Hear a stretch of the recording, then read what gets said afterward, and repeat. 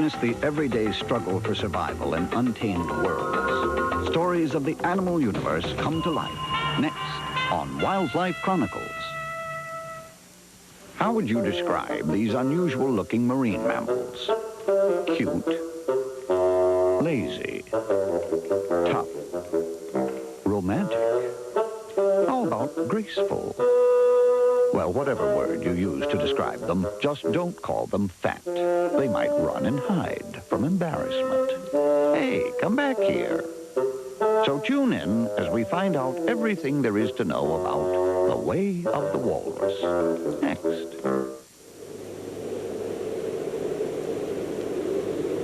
The cold waters and ice flows of the Bering Sea between Russia and Alaska are home to one of the world's most curious marine mammals, the walrus. It's certainly an unusual-looking creature, but one which is extremely well adapted for life in the harsh environment in which it lives.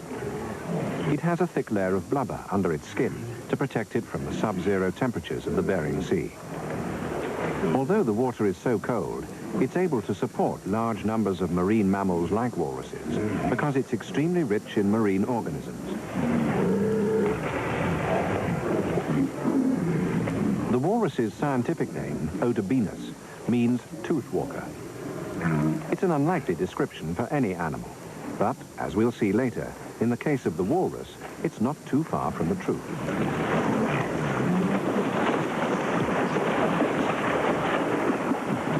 In winter, walruses divide their time between riding the drifting pack ice and swimming in the Bering Sea's icy waters.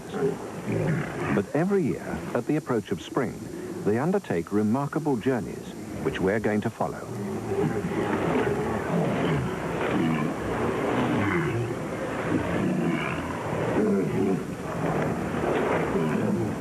Unlike their closest relations, fur seals and sea lions, walruses aren't fish eaters.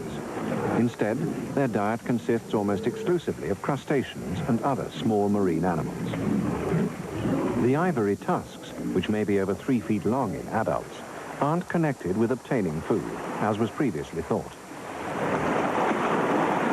In order to feed, walruses dive to the ocean bed and then sift through the mud using the sensitive bristles on their lips to find the clams, which are their main food.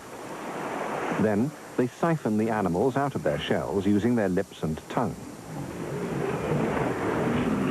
The walrus's tusks are really elongated canine teeth. They're a useful means of defense and also used during aggressive encounters between adults. These two are engaged in a struggle for dominance. The tusks continue growing throughout the animal's life. The heaviest individuals with the largest tusks tend to be the most successful in such disputes.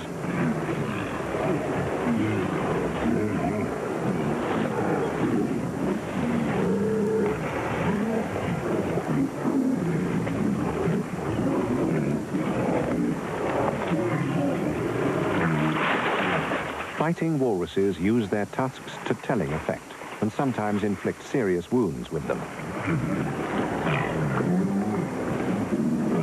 The tusks have other uses. This female is using them to gain a purchase on the ice as she hauls her weight of over a ton back onto the floe. That's how the walrus got its name of tooth walker.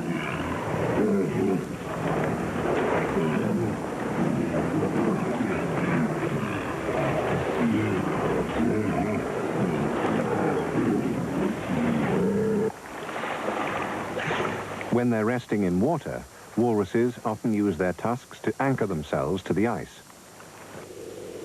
Walruses live in both Pacific and Atlantic Oceans. During winter and early spring, the much larger Pacific population is concentrated at the southerly edge of the pack ice in the Bering Sea. The herds contain animals of mixed ages and sexes, but groups of cows and their young form the nucleus of the walrus's social organization. Midwinter is the walrus's mating time.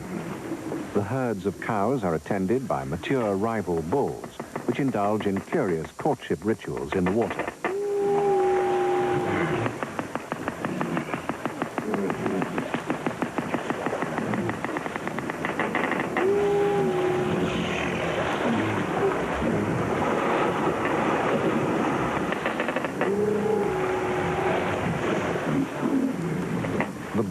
calling and displaying advertises their presence to the cows. It also reinforces their own dominance hierarchy. As the ice begins to break up and drift slowly northwards, the walrus herds start to move with it. Their destination is the Chukchi Sea. It lies to the north of the Bering Strait, which once formed a land bridge between the continents of Asia and North America.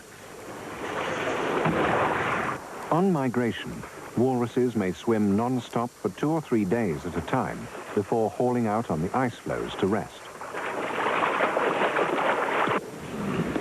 The northward drifting currents continue to carry them in the right direction.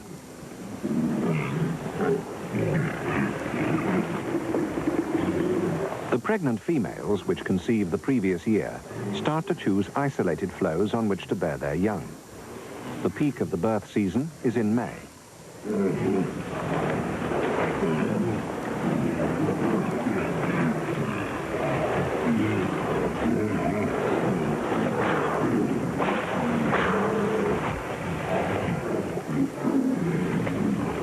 Walruses are very attentive mothers. This one is gently encouraging her calf to take its first swimming lesson.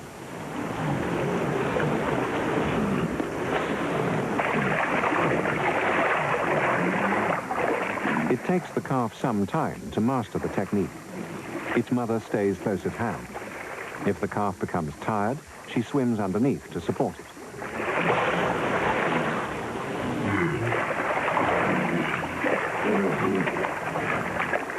Sometimes a young calf even hitches a ride on its mother's back.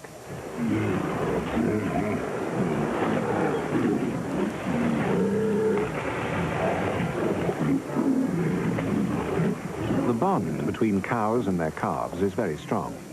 A calf suckles until it's a year old and will remain with its mother until the age of 2. It needs this time to learn the specialized feeding method, which is unique to this species.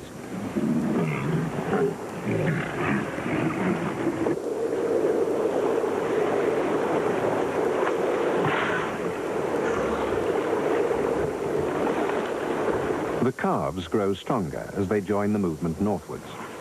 By June, the herds cross the Arctic Circle as they pass through the Bering Strait. Wildlife Chronicles will continue on the Discovery Channel. This portion of Discovery is sponsored in part by Sheba, because you cherish your cat. Just when I need someone to love me, just when I think the world's too cold, there you are, right there beside me. There you are in my heart, standing by me once again. There Sheba, because you cherish your cat. If you're nervous about investing, consider a MetLife State Street Mutual Fund. In today's complex market, a MetLife Mutual Fund can make investing sound and simple. It's enough to make you sing for joy. Get Met, it pays. Coming home, coming back to the things that comfort you when nothing else will do. Stover, nothing comes closer to home. Home-style beef pot roast with oven-browned potatoes. Fried chicken breast with real whipped potatoes. All your favorite home-cooked meals. Stover, nothing comes closer to home. Tonight, let the Discovery Channel take you back to nature and into the skies. First, explore the majestic grace and raw natural power of the animal kingdom on Wildlife Chronicles at 8. Then travel north to Canada, where cougars, bears, and bighorn sheep abound on Profiles of Nature at 8:30. At 9, battle the Germans in their own backyard and dodge kamikazes in the South Pacific. Relive World War II's most incredible battles on War Chronicles.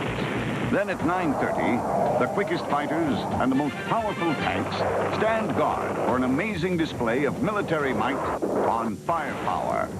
And finally at 10, a showcase of our finest documentaries. Take a closer look at the exciting world around us with the Discovery Profile series. Tonight, beginning at 8 Eastern, only on the Discovery Channel. We now return to Wildlife Chronicles on the Discovery Channel. The herds which arrive in the Chukchi Sea to the north are composed of females and their young. Herds of bulls also visit these waters, but thousands of others, which also spent the winter in the Bering Sea, have been heading in a quite different direction. In spring, large numbers of walrus bulls that didn't travel north head for the Walrus Islands in Bristol Bay off the southwest coast of Alaska. By May, they begin to congregate on Round Island. It's the only remaining major haul-out left off the Alaskan coast.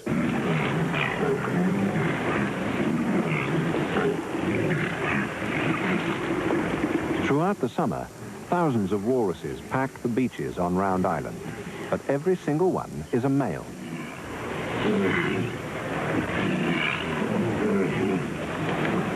For the bull walruses, the haul-out beaches provide an essential retreat. They've come here to rest and molt, and to recover from wounds inflicted during courtship battles over females earlier in the year. At the peak of the congregation, up to 15,000 bachelor bulls may gather on the island's beaches.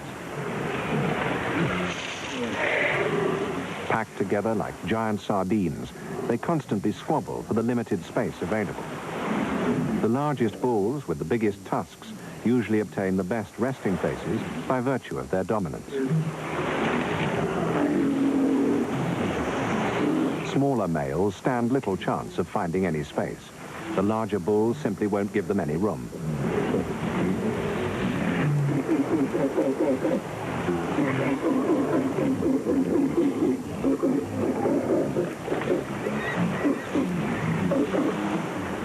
Even large bulls have to use their tusks to help them win a place in the throng.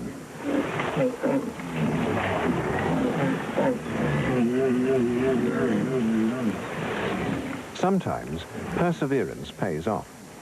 This adolescent male has already managed to push through the ranks nearest the water. Finally, after scrambling over the bodies of his companions, he succeeds.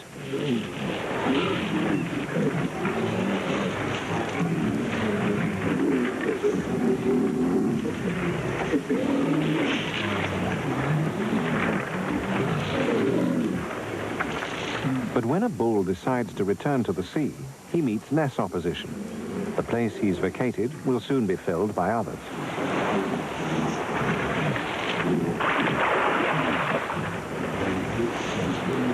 Many walruses which visit Round Island bear evidence of fighting. Broken tusks and lacerations to the skin are commonplace.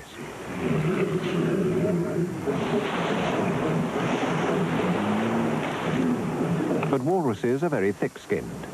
The hide on the necks and forequarters of adult bulls is also covered by knobbly projections. They're associated with full sexual maturity, but also serve as added protection against the rapier-like jabs of their rivals' sharp tusks.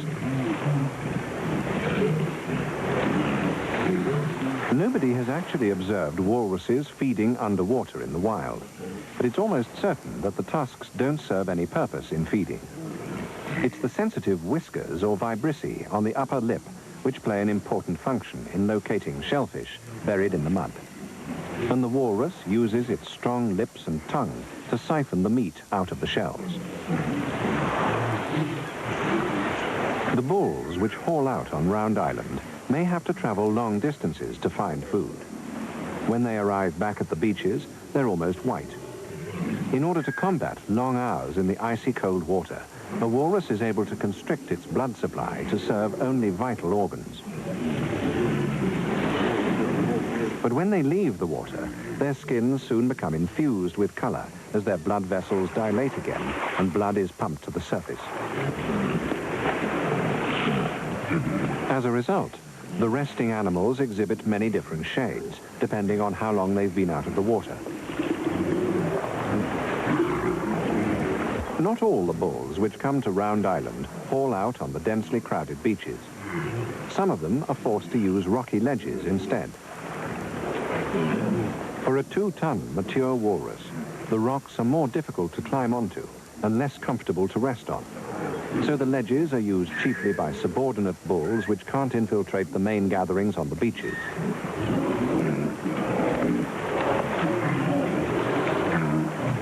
But even on the rocks, space is limited. Frequently, an animal expends great energy hauling its bulky body out of the water, only to find the ledges are already packed to capacity.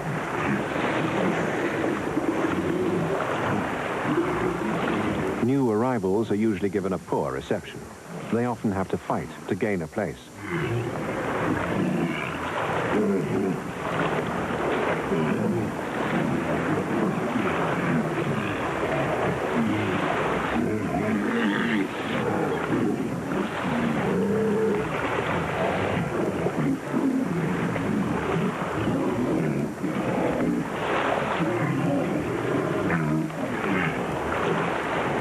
Beyond the resting animals, other bulls patrol offshore, looking hopefully for available places to haul out. If there's nowhere available, they stay in the water. But they relax here too. Walruses possess large pouches or laryngeal sacs along their necks. In order to increase their buoyancy, they inflate them with air. This allows them to float comfortably in the water so they can rest and even doze without coming ashore. Wildlife Chronicles will continue on the Discovery Channel. Backache? Try Momentum Muscular Backache Formula. Momentum has a maximum strength pain reliever to help relieve your backache fast. It's amazing what a difference a little paint and a couple of Momentum can make. Momentum Muscular Backache Formula. Just when I need someone to love me, just when I think the world's too cold, there you are, right there beside me. There you are in my heart, standing by me once again. There Sheba, because you cherish your cat. Oh, look, now we can't come here anymore. Plan's been sold. Remember, 20 years ago, we discovered this place? How could I forget?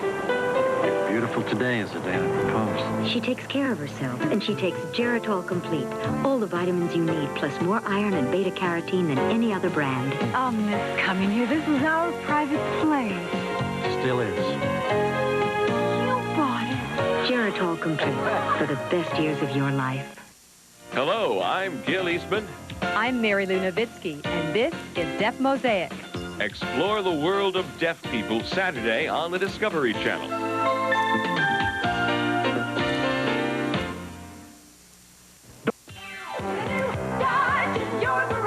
The Dodge factory authorized clearance. Get up to $31.83 total savings on Dakota.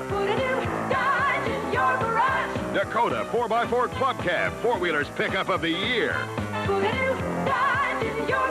With an available new Magnum V8, it can out-haul, out-tow any comparable Ford, Chevy, or import compact. And if you don't have a garage for your new Dodge, build one. See your nearest Dodge dealer today. Alpha Beta Fast, now the wait is over. Alpha Beta Fresh, getting fresher every day. Alpha Beta Friendly, we do the things in a friendly way. Alpha Beta Fast, Alpha Beta Fresh, Alpha Beta Friendly. Alpha Beta better. We now return to Wildlife Chronicles on the Discovery Channel. In the water, walrus bulls often spend considerable time rolling and cavorting with each other in what can only be termed play.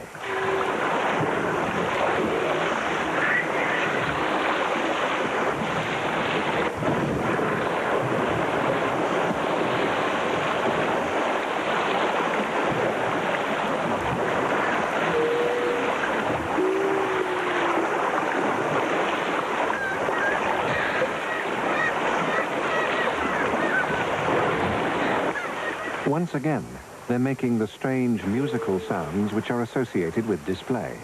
But here, no females are present.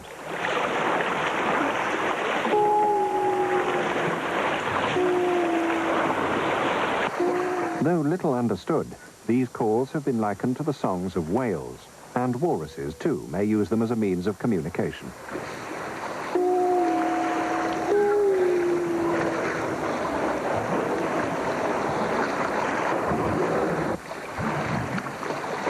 After even a short time in the cold water, the skins of the swimming bulls begin to blanch as they regulate their blood supplies to the much lower temperatures. The herds on the shore are faced with a different problem of heat control. At midday, summer temperatures on the Round Island beaches sometimes soar to above 80 degrees Fahrenheit. In these conditions, walruses need to lose heat, not conserve it. Fanning themselves with their flippers is one method of keeping cool.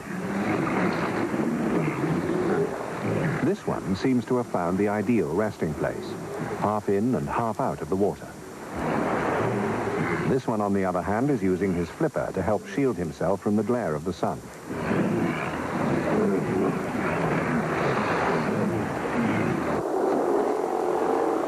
Walruses aren't the only marine mammals which visit Round Island's shores. A colony of Steller's sea lions is established here, too.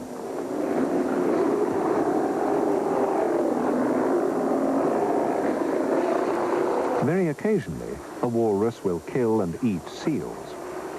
The sea lions happen to have located their rookery on rocks which walruses previously used to haul out on.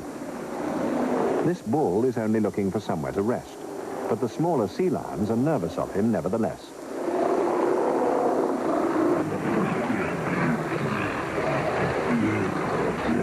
In early summer, the steep cliffs above the haul-out beaches are used by nesting colonies of seabirds.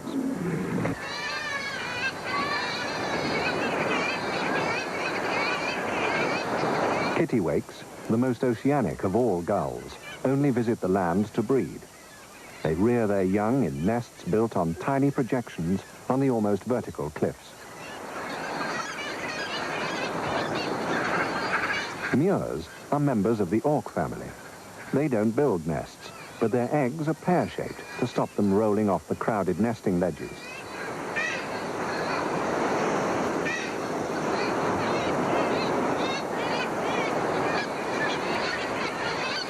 A pair of bald eagles breeds on the island too.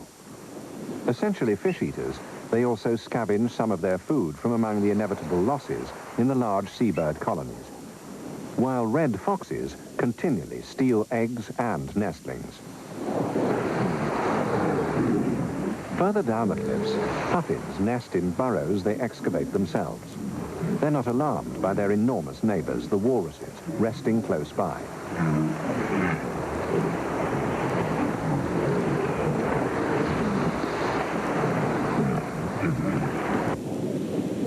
Round Island is a state game sanctuary, and its wildlife is fully protected.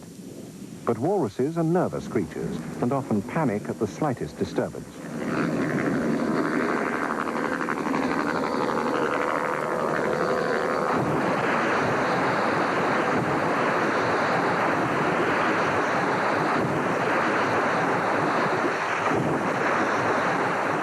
Boat traffic passing too close to the island has a similar effect on the basking herds.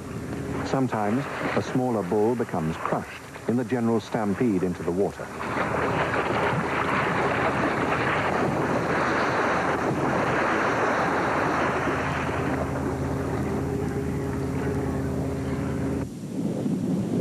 During the summer months, when thousands of walruses visit its beaches, Round Island is particularly important, for it represents one of the few traditional haul-out areas which the bull herds have not already deserted as a result of long-term disturbances. Not all the bulls summer on the few remaining haul-outs in the Bering Sea. Some travel north, together with the majority of cows and calves, into the Chukchi Sea. From July until September, walruses rest and feed here before they're forced to move south again by the reforming of the polar ice pack. The Chukchi Sea lies well above the Arctic Circle. Even in midsummer, the herds typically huddle together for warmth. when they rest on the ice floes. In summer, the Chukchi Sea is visited by both American and Soviet ships. This Soviet icebreaker carries biologists from both nations observing walrus behavior.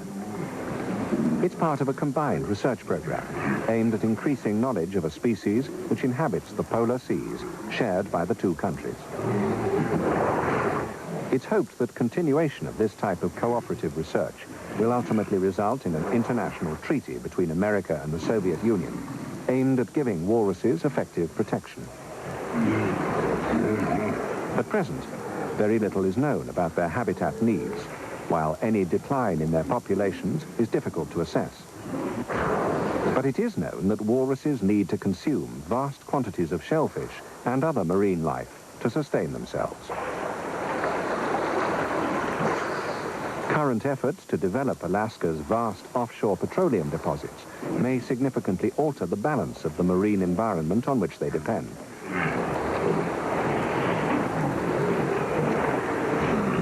After serious depletion, the population of walruses in the Atlantic Ocean has never recovered. Without protection for their feeding grounds and haul-out areas like Round Island, the Pacific walrus, too, could also be reduced to a remnant of its present numbers. Only if the cold Arctic seas in which it lives are very carefully managed will the tooth-walking walrus continue to survive.